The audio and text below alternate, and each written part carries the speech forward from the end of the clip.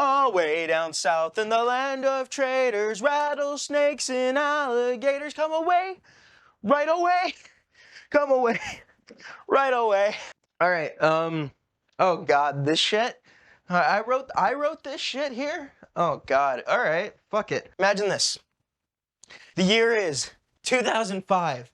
You're a parent, and you got 2 kids, and you're going back to school. And because you're trying to better yourself for your kids, proud of you. All right, now if you're a 20-something like me, you may know what I'm talking about when I say early 2000s MMOs for kids. That's right, gamers. I'm talking about the Wizard 101. I'm talking about the Webkins, the Neopets, and the holy grail that is all early 2000s MMOs for kids. Club motherfucking Penguin. Can I get an amen? Now, some of you Chads and Stacys may have played some of the games I'm talking about, and other games that I didn't mention, and to that I say, good for you. And I say good for you because every fucking company ever and their dog made an MMO for kids. We're talking the big ones like Disney. Nickelodeon made a few. There's this one about monkeys. What is this? Is this NFTs? Is that NFTs of like? Is that like NFTs the MMO? I want to play that. Let's be honest. Not everybody had the graphical horsepower needed to play your Worlds of Warcrafts at max settings, and even that had the boobies in it. That had boobies in it. You don't want any of that. You don't want that for your kid. You don't want them to look at that. Look at that. What is that? That's a zombie. You don't want your kid looking at a zombie. We don't do that here. You don't want them on Facebook either, playing those fucking Farmville. You want your kid to be a degenerate? You want that? Do you want that? I don't think you want that. Facebook's out of the question, okay? You're fucking, what do they want to play? Fucking Ninja Saga, Petville, but Farmville? You don't want to play Farmville. Better than that. Come on. Now, why did every company? It's to collect on that sweet, sweet, sweet premium membership. That premium OnlyFans Snapchat membership. I'm gonna tell you right now, the best membership. Now you'll be asking, what premium membership? So yeah, it turns out that a lot of games operated and actually pioneered, for one, I believe it was MapleStory, pioneered the premium game business model. While software from the 90s had already sort of kind of dealt with this a little bit, this was being introduced into video games for the first time. And now you'll see these days, it's a lot more common, especially in games like Raid Shadow Legends, Rise of Kingdoms or whatever. And I think you know about Raid Shadow Legends. You know about Raid Shadow Legends? Do you know about Raid Shadow Legends? Can I tell you about Raid Shadow Legends for 1 minute, please? Please, let me explain. Let me explain. Because when you go to when you download Raid Shadow Legends, no, why would I get a sponsor? Would you sponsor me? I wouldn't. Why would you sponsor me? No, that's fucking ridiculous. I ain't gonna get a Raid Shadow Legends sponsor. To give you a little bit of context, what freemium is to give you some or most of the content of the game for free, but to then move you up a tier as a player or give you extra privileges or even unlock parts of the game. You could pay a one-time fee, or you could pay. It's kind of different from World of Warcraft, where that's a subscription fee to play the game. Now, I understand you could play the game to level 20, whatever, blah, blah, blah, for free or whatever, but that's not the same thing. That is not the same thing, because you can get to level 20 real quick. I'm going to tell you that much right now, okay? Like, you fucking, and it'll be like a month or something, like, so, that's not something really you need to be too concerned about. Just handle yourself there. Don't fucking question it. I'll fucking fight you. You don't think I will? I will fucking fight you. And these games made a damn killing, with some games' profit being in excess of 40 million. Damn. That is a lot of executioners.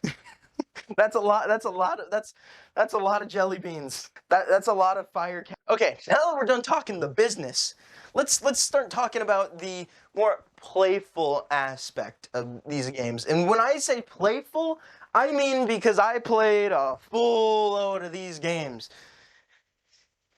Not only do these games offer a social experience for little shut-ins, not like me because I'm built different, but for little friends like your little friend Joey Brandonson over here, he's fucking, he won't talk to you, he won't share his pudding with you, like he's fucking to himself, he's like counting his Pokemon cards, like he don't give a shit. at school. But when he's home, when he's Penguin Master 52, you can't mess with him, dude. He's a legend. He's a god. He is the master of this realm. You can't step to him. He's been playing since day one. He's got 1,000 hours. You know, he's got the best costumes. He's got the best cards at his disposal. You can't mess with him. If you dare mess with him, you're gonna be kissing his feet. That's what you're gonna be doing. You're gonna lick the bottom of his boot. You are at his mercy. That is it. That's it. You can't step to him. How are you gonna step to him when he looks like that? Like fuck. Like I wouldn't. Would you? I fucking wouldn't. No, get that shit out of here. No, I'm sorry. I'm gonna go. Like I'm not gonna fucking deal with any of that. No, you can catch me. I'm not gonna catch you outside. I'm leaving. I completely went off the rails with that. The original thing about Brandon Jefferson or whatever his fucking name is, it was to wind down from a long day of standardized tests and milks that come in bags that don't necessarily taste very good. So I don't know what to make of that. So I'm sorry. I apologize. Or do I? Yeah, I apologize. That's unfortunate. And you know, like, the cool thing about a lot of these games is they if you were done playing the fucking game, you didn't have to stop playing the game. You didn't have to go to a different website. You didn't have to open Lego City Simulator 5000. You can just be like, you could just go to the fucking fairgrounds and play like Potion Motion or Dueling Diego or kart surf, fucking regular surf, card jitsu fire, yeah. You didn't have to leave. You could be satisfied for hours on one website, and a lot of the times you generally stuck to one game at a time. You didn't like I don't have enough allowance money to pay for both Club Penguin Premium membership and Kung Fu Panda Online membership. What do you think this is? And you know, a real cool thing about these games is they also had community events, which changed the game based on the way the community reacted to these events. Whether or not, you know, the community achieved a certain goal, for example, like finding rock hoppers, like secret stash of Club Soda. I know I'm using a lot of Club Penguin references. It's because it's one of the ones that I played. You know, I ain't gonna bust out Tai Lung on you, because who the fuck played fucking Kung Fu Panda Online? I certainly did. Yeah, I did a lot. I just don't remember. But or the polar bear destroyed the secret agent area, so now you gotta go stop him because he's like an unstoppable force, and he felt like he was a real threat to your Club Penguin experience because like the fucking lodge where you played Moncala or Connect 4 or whatever, like, it was gone. You couldn't go there. I was just like, what's going on here? Or like the secret agent base, because you waited 30 days, and then 30 days is forever for you. Like, you know that 30 days is like, that's a percentage. That's a more than 0.5% of your life that has been taken away from you. And like, now you're a secret agent for Club Penguin? You fucking got it. You can fucking do it. You're gonna be fine. Okay, now it's time to talk a little bit more about the social interactions of these games. And while some of these games had their social functions limited or even outright disabled, a lot of them still suffered from one of the things that plagued the internet as a whole, especially for kids, and that's strangers. Because even though you think, you know, that penguin, that webkin could be your friend Johnny, it could just as well be, you know, fucking old man McSmellyballs over there trying to, you know, get you over to his house. You know, it's unfortunate. It was an unfortunate thing that, you know, happened. If some of these sites got closed down for just those reasons. In a kid's game, like a kid's MMO, you would assume it was just kids playing.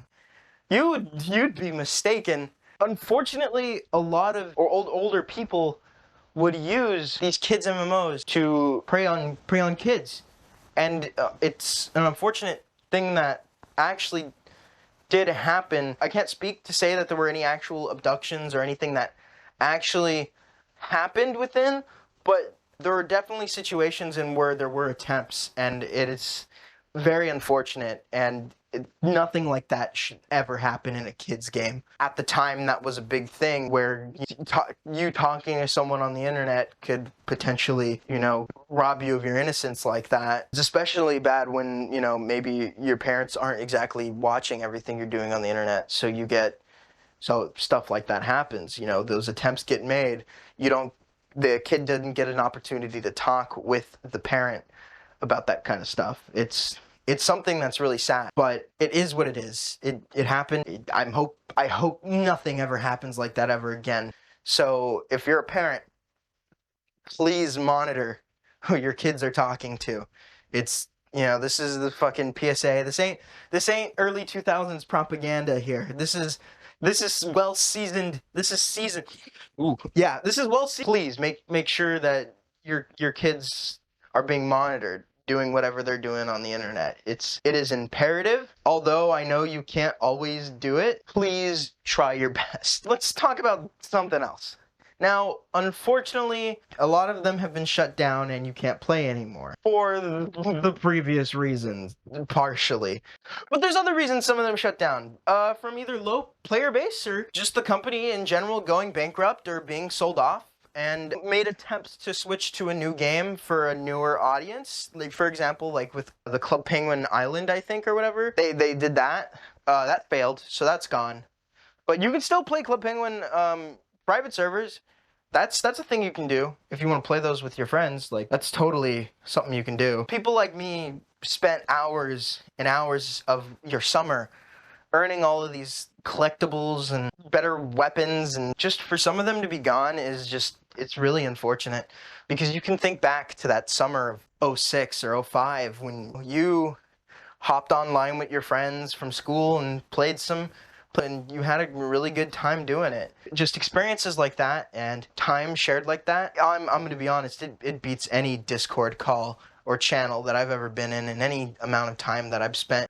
So to wrap everything up, while I didn't talk about everything early 2000s MMOs offered at the time, I did talk about a lot of the experiences I had with them. These are all memories that I feel, without getting too nostalgic for them, you have to at least recognize that these are memories that you have to cherish.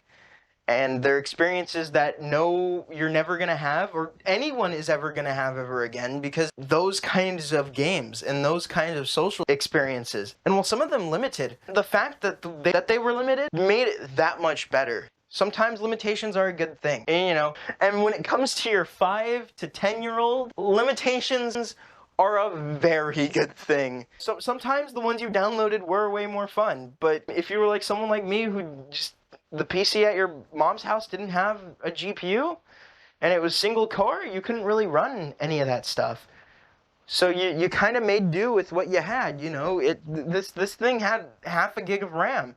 Like, what are you gonna do? Like, but you can still have some good social experiences with some of these. So go play them. Go play, a Club Penguin private server. Go play Toontown Rewritten. And some even MMOs that you didn't get a chance to play that you always wanted to play. Dragon Ball Online is back. That was rewritten. That was cool. So they brought that back, and it's even got English patches.